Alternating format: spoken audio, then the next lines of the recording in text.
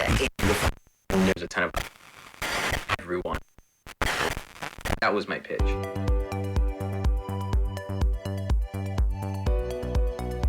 We are living in a world on fire, full of sickness, disease, and fear. The world has made profit more important than the health of people. Thankfully, we still have a way back to a healthy spirit, mind, and body. The purpose of this Nature Makes the Rules podcast is to let people of all ages know that they can still have a strong and healthy life, no matter what the rest of the world is saying or doing. We invite you to join us, Dr. Joe and Ilene, for the Nature Makes the Rules podcast. Welcome back to the SpineGeek Podcast, where nature makes the rules. My name is Jeff, here with Doctors Joe and Ilene Arvay. And guys, last episode kind of gave maybe the 30,000 foot picture of just what it means to have habits that are healthy. We had actually ended the year last year and really coasted into the start of the new year with talking about what are some healthy habits for the next year. But now you're really breaking these things down and getting, really at a ground level to say, hey, it's nice to have these great, wonderful thoughts and vision and everything, but how do you really do this? And so without stealing your thunder, why don't you tell us where we're going today, and let's jump right into the content. So we've got roughly 13 steps that we're going to work through. And again, if you listen to the last show, we talked about what do you need to start, stop, or keep doing. What are the things that are obvious? Again, sometimes we can give our own advice, but there's one thing you could do to show more love or show something or do something to help with your children, or something you could do to help with your spouse, or become again, 4 of our children are not married, so we always tell them, become the person you want to marry, But there's plenty of areas, and if I said, okay, name one thing you want to fix in your life, you wouldn't necessarily have to, go searching very far. So, right, we all have that like locked and ready to go up there in our head. We call that the Sally voice. Everybody have a Sally voice that basically it's just that voice that you're never good enough, or you did a good job, but you could have done a little better. That's the voice we need to quiet and tell it to be quiet and say, nope, you're not going to ruin my life anymore, and blah, blah, blah for that. But so with a habit, let's say whether it's I want to work out, or I want to change my eating, or I want to spend more time studying God's word, or I want to spend more time on my marriage. The first thing is what does that look like for just 5 minutes a day? Because again, if making new habits is a muscle, then we have to figure out, okay, we have to train that muscle. So what are we going to do every day to work on that? So today, pick a time that you could spend 5 minutes on thinking about what you want to start fixing or changing or improving or upgrading in your life. Just spend 5 minutes thinking about that. Should they have more than one? You or can just do 1 or 2 and that's it? Well, it depends on who you are. If you're like most people, you're going to have 30. Right, but you can't do all 30. You can't do all 30. But if you came up with a list of 30 things you wanted to fix, then I would say grade them on a scale 1 to 10, and that as far as importance, and start and then take all the 10s or the 9s, and then re-rate those until you get down to 1 or 2 things. Right. Okay, and start there first. Mm-hmm. Because you can become procrastinating, and because my question would be, why haven't you fixed any of those things yet? Why haven't you changed anything yet? Why is this year 10 and you're like, oh, someday I'll get to this, and you haven't done it yet? So right, because if you've got 30, you've got 30 floating around your head, right, and you need to narrow it down. Or pick the easy, like, oh, I could do that, no brainer, right? Mm-hmm. Like for me, okay, transparency, I have this computer room that is just, it's a disaster. Everything's stacked crazily, books and stuff and sticky notes. But it's my little domain. I need to get that organized and decluttered, but I'm not willing to take 5 minutes to start doing it because I'm just too busy doing other things. So that's a habit I need to start working on and changing. But start with 5 minutes and start thinking about. So you address, okay, of the 30 things, let's pick 1, let's pick 2. I would encourage you to pick the easiest ones first. Like Dave Ramsey, I think he says, does he say pick the smallest bill first and destroy that, or pick the highest interest rate one first and destroy that? What's he say? I think he wants you when you first start out to do the smaller, do the smaller one. Yeah, so he wants you to build this debt snowball. So let's take the same principle and build a habit snowball and take the easiest one, right? So, so with food, what would be one step someone could do to help? Sometimes it's like, add in one good thing, that you add before you subtract. And then you'll feel a little better about yourself. And then you go to step 2, which means you have a win. And you can focus on that win going, you know what?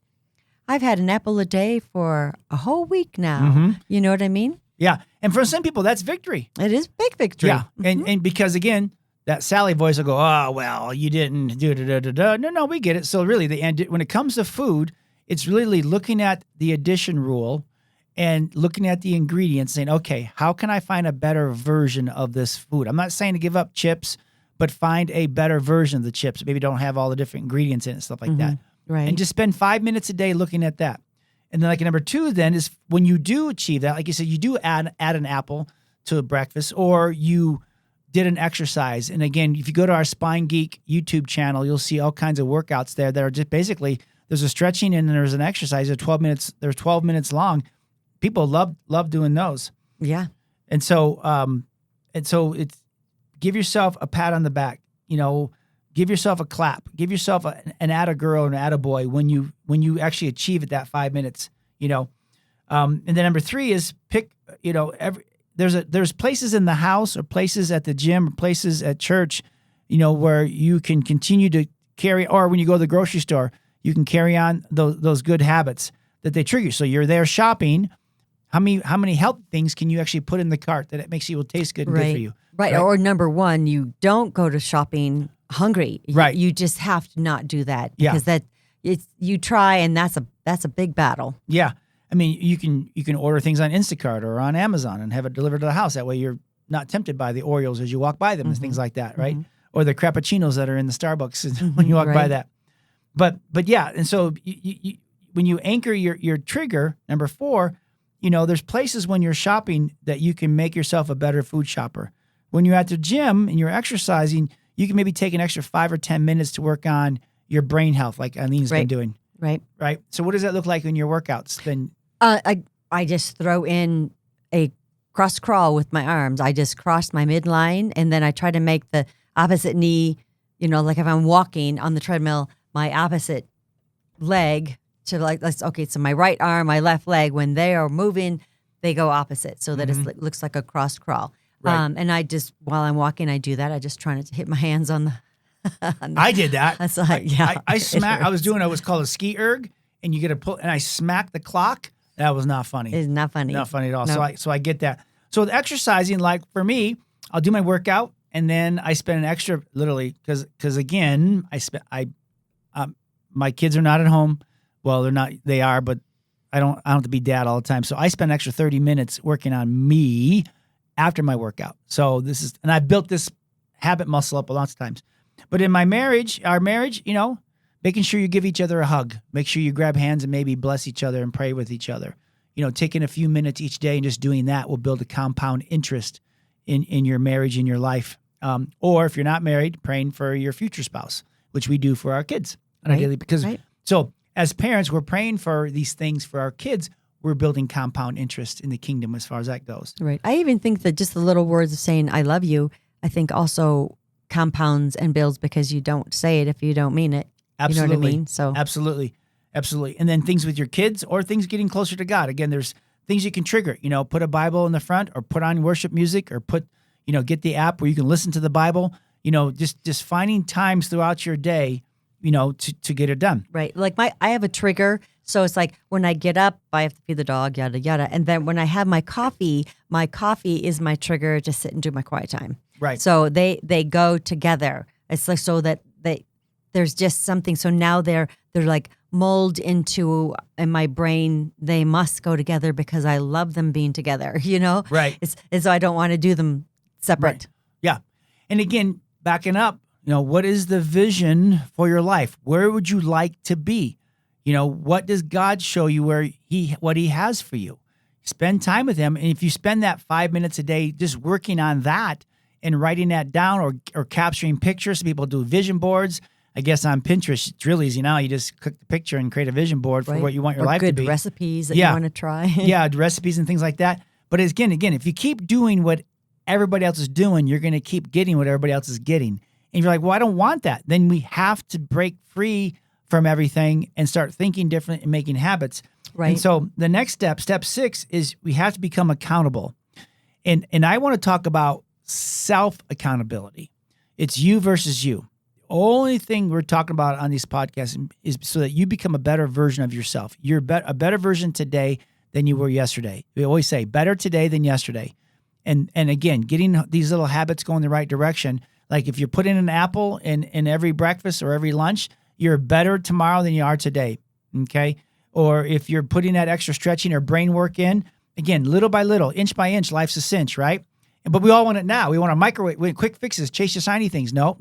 This is really boring, everyday meat, grass-fed meat and healthy sweet potato stuff, right? Right. But this is how life change happens. This is how habits change.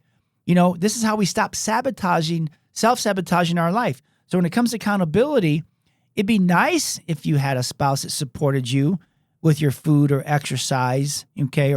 But there is no junior Holy Spirit. So we can't rely on others, even family members, for the life that we have. We have to take responsibility for ourselves, take care of ourselves, take the pressure off everyone else for them to make us happy or for them to make us healthy. It's nice to be around, but again, this is a you job. This is an inner job for us. And so that's the accountability is I want to encourage you to be accountable to yourself first. Because again, we talked about earlier about taking your own advice first and doing the things you want to do first for yourself. Like if Mrs. Arvay feels that she needs to make her brain stronger, then it's up to her to make sure she's doing those little exercises. Right. Well, I also think that part of this accountability could also be, your sticky notes. I hate to say sticky notes, but like I write on my mirrors. We write on our mirrors, and because sometimes it just goes away. You're like, oh, well, I'm busy today, and then you forget all about what you said. Your step number 1, where you took your 5 minutes and you want to change things. But if you still need to find a way to do it, like a sticky note, even in by the treadmill or on the treadmill, or you know what I mean? So that's also accountability where you can see what your plans are and your goals. And you're speaking because you know me, I'm the sticky note king. Folks, you got to understand when you if it's out of sight, it's out of mind. I stopped trying to manage everything in my head. I took the gerbil that was running on the wheel and I retired him. That I really just need to keep it in front of me. I don't try to keep too many balls spinning in my thought process because, again, there's just too much there. But if you walk into my office right here, there's hundreds of sticky notes going back to all kinds of things. And you go to my office that I talked about is really cluttery. It's all there. I've already solved all the world's problems. You just got to decipher my sticky notes. You got to figure out which sticky note it is. I have books on sticky notes. I have podcasts on sticky notes. They just need to get going here. So again, hold yourself accountable. But then celebrate small wins and reward yourself. Rewarding yourself can be a great motivator. Now, the thing is that doesn't mean to go out and just blow it on Cinnabon or something like that. Sometimes you just need to be, the satisfaction of a job well done is the reward. Not so much the outcome. Well, I didn't lose 10 pounds yet, or I didn't make it to the gym this last week. True, but you can change the reward to be like a hot bubble bath, or something that's life-giving, that's a life-giving, win. That's yes. still a win, but it's an enjoyable win. Or like, oh, I'm going to have this, buy myself some new hot tea or something, and I'm going to have a nice hot cup of coffee or hot tea, and read a book or whatever. I mean, because I trick myself all the time. It's like I can't go and do this until I read these many pages because I need to have this read by blah, blah, blah for my Bible study. Right. So I'll create little wins. Yeah. And then my next response is then, well, if bubble baths are a treat to you, then why don't you do them more often? I'm not asking you, I'm just saying do more bubble baths, and that may help you feel more relaxed and more able to say, wow, I like who I am when I do bubble baths. Or I drink this nice, warm, cozy tea. I feel like now taking on more habits, or I feel like continuing with my habits, and that's how we reward it. Mm-hmm. It's not like we're not going to sabotage all our efforts. we're gonna continue to do things that like I have a sticky on my thing. It says work hard in silence and let success make the noise. So we don't need to address to everyone that I'm changing my habit, I'm having new thoughts. No, just start doing it and just smile at yourself. Like for me, people probably think I'm crazy at the gym, but if I lift something and it's heavier than I usually lift, I clap and go Yahoo to me, real loud. I celebrate out loud. I high five myself because you got to do that because your brain goes, okay, we'll do more. You want that? I'll give you more of that. So True. If you really feel closer Helps your to subconscious. Yes, it's all about retraining that subconscious.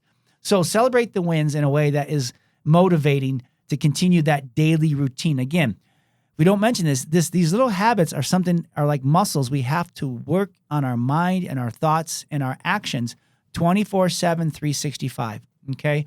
And that's where number 8 is focusing on repetition, consistency, Yes. or quantity of a habit creates quality. You may feel weird in the beginning of trying to change your diet or exercise or work on your marriage or work on your kids or get closer to God or handle money. It's going to be awkward in the beginning, but the quality or the volume of more working on it each day, 5 minutes a day, and then 10 minutes a day, and then over 7 days, you get that compound interest going. Within 90 days, you probably be the most knowledgeable one in your friends group about it because you're actually doing something about it. Right. You become the master or the leader of this particular thing, and then you can help others. Because God made us that way. We've got muscle memory when it comes to working out. We've got muscle memory when it comes to thinking of things. That's why we need to change things up so that we grow different pathways. We don't just keep one pathway. Right. We make it so that everything is a stretch, and then you grow with your muscles, and And that's really what this podcasts are all about. Is we're just sharing with you the habits and the muscles that we've built to create, successful marriage, that we love each other after 35 years. I love you. Love you. And kids that don't make us crazy. And right now we're raising my mom, and so that's a whole another podcast there about what to do when mom stays with you for a while. But yeah, so we're just trying to help you out and get there. But the thing is consistency. Set a date for yourself. You're worth it. Don't wing this. Don't say, I'll get to it when I get to it. But consistency builds volume, and that brings strength and habits. And then it's hard to break them. And again, number 9 is then don't break the chain. Because I think that's what you're saying is that when you have the consistency, you don't want to break the chain. You're like, no, I like me better while I do this than I was before. And so I think that they really go together. You don't want to break the chain because you really like where you're at. Yeah. And really start minimizing the amount of excuses that you make to get better.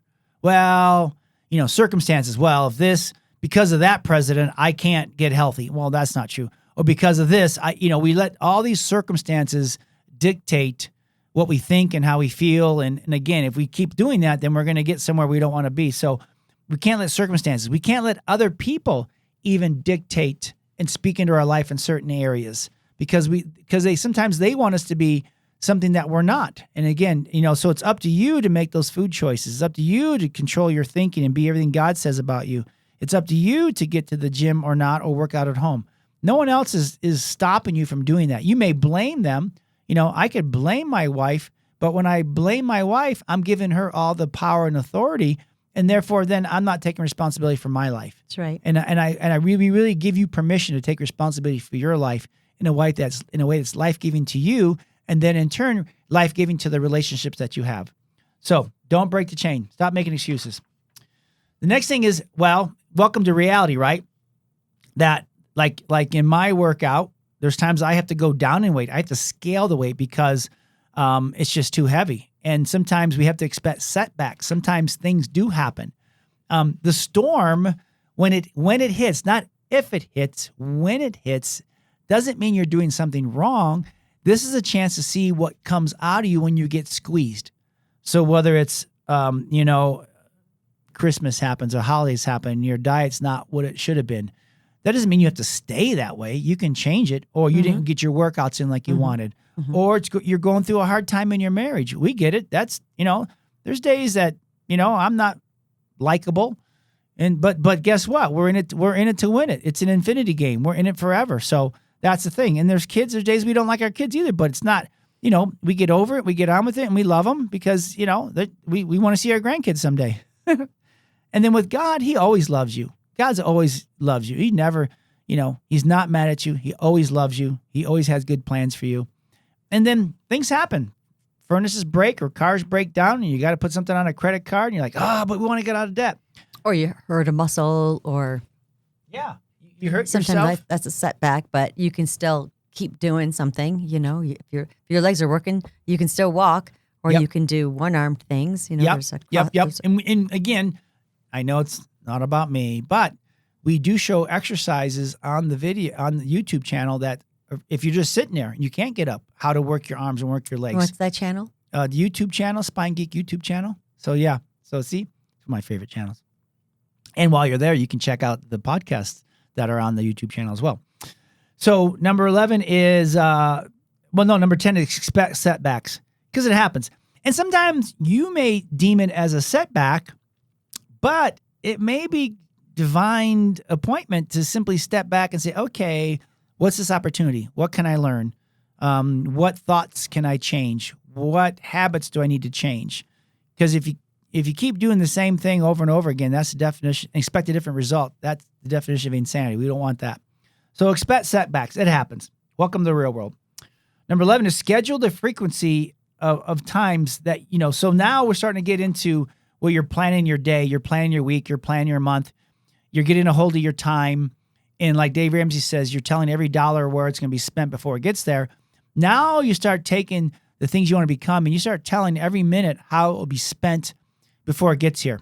And that's really where you can start making your own schedule up. And that's really what has given me the freedom to say, if today was the last day of my life, I would be doing exactly what I want to doing because I feel that I'm on mission here for God and God is good and my family is good with me. They know they know I love them dearly. And then the mission is next.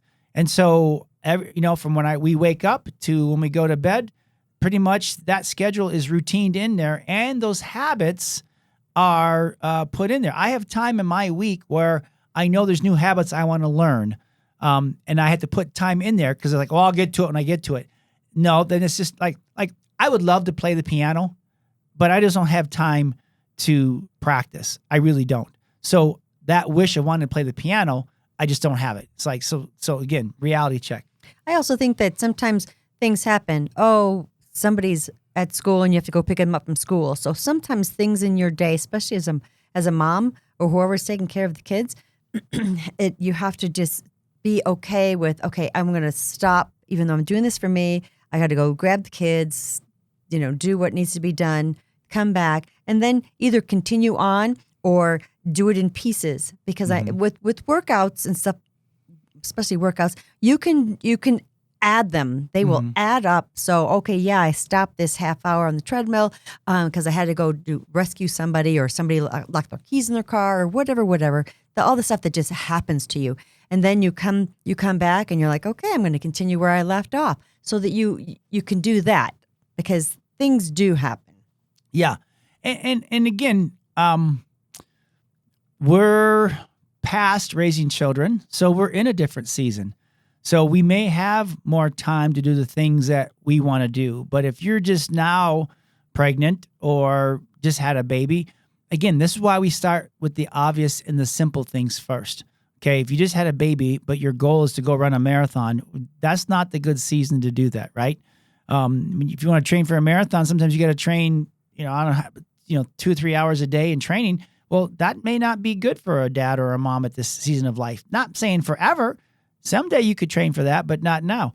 So daily, weekly, monthly, looking at your time, because again, like Ilene said, let's say your goal is to get a 30-minute workout in. Well, that means you may have to break that up throughout the day into 10-minute sections. Right.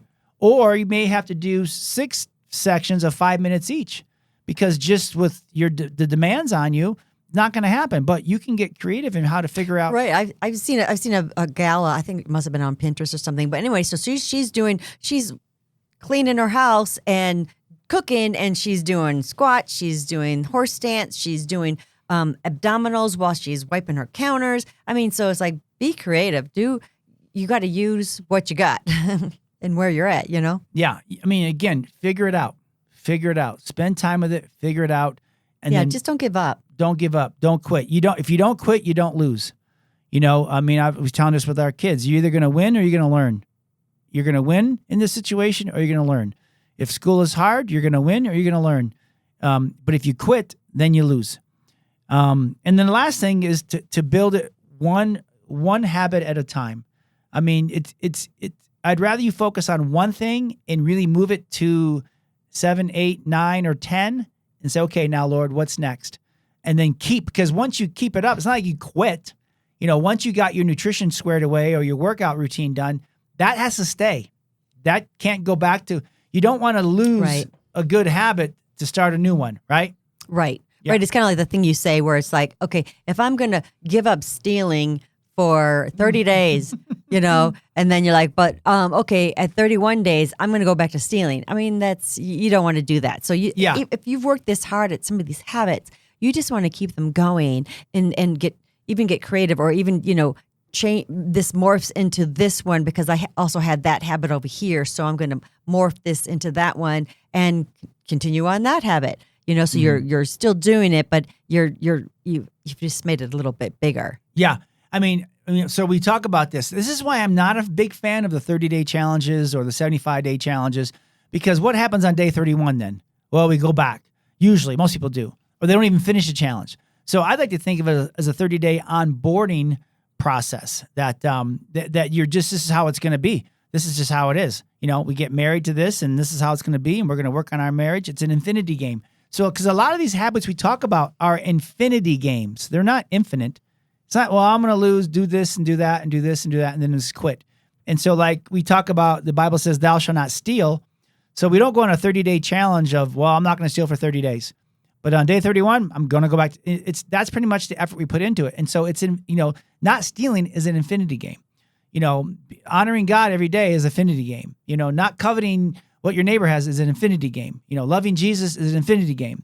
And so that's really, and if you want, because it's an infinity game, which means forever, your habits are taking you either the wrong way, to infinity and beyond, or they're taking you the right way.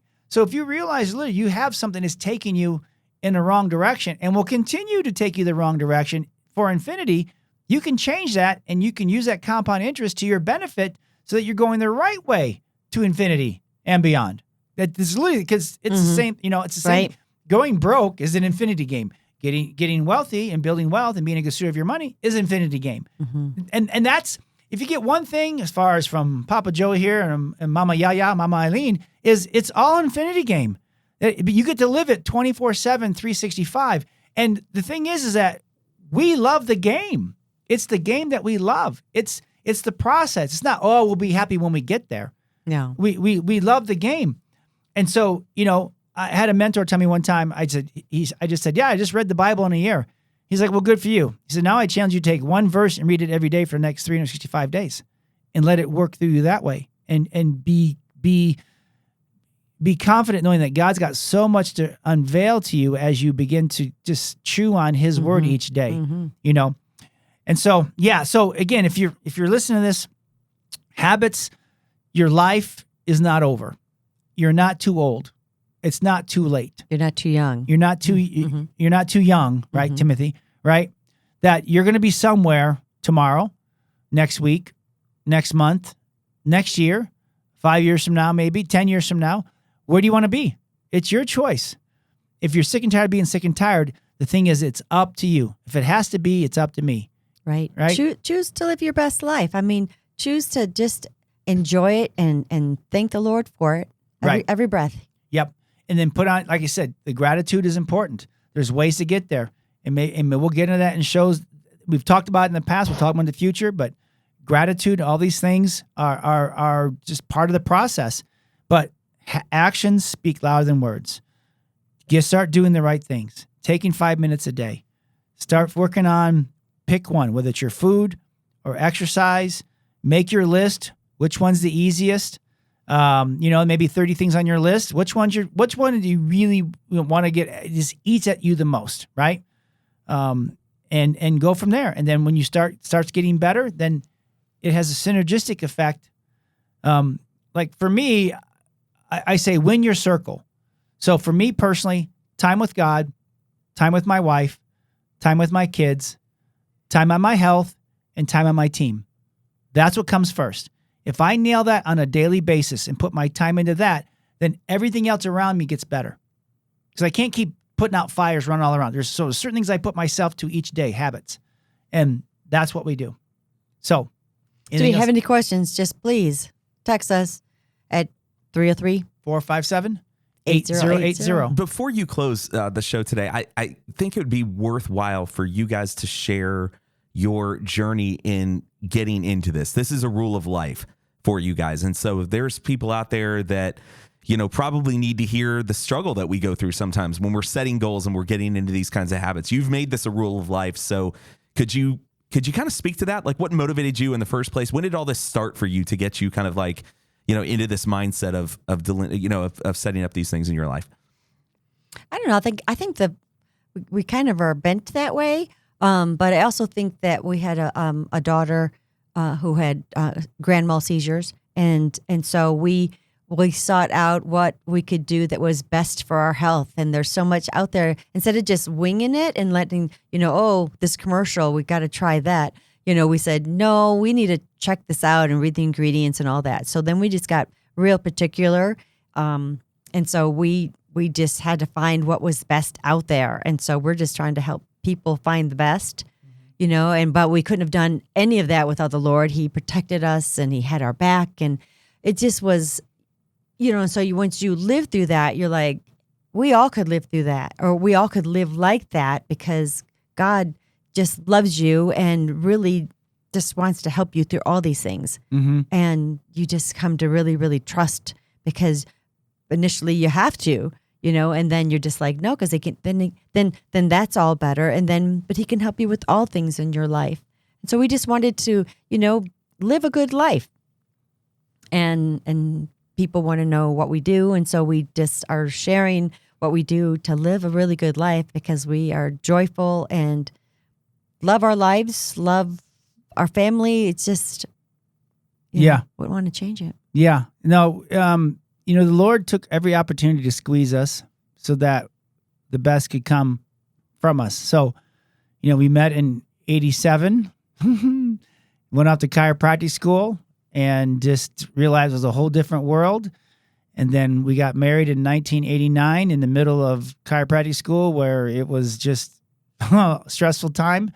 And then we had to find a place to live. So the Lord found us a trailer. And that place is still there today. Eileen hates it, but I always drive by it and say, hi, this is where we started. But literally, life squeezes you, and what's going to come out? And we love Jesus in our hearts, and we just wanted to follow him the best we could. And I'm not good at it and made lots of mistakes, but we rarely do we make the same mistake 2 or 3 times. Once or twice, I'm like, okay.